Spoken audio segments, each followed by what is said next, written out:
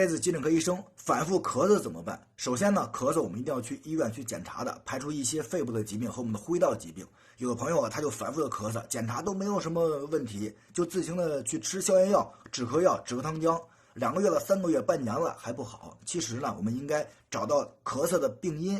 咳嗽有很多种原因，肺部的疾病、呼吸道疾病是最主要、最常见的。还有呢，就是我们的咳嗽导致了变异性哮喘。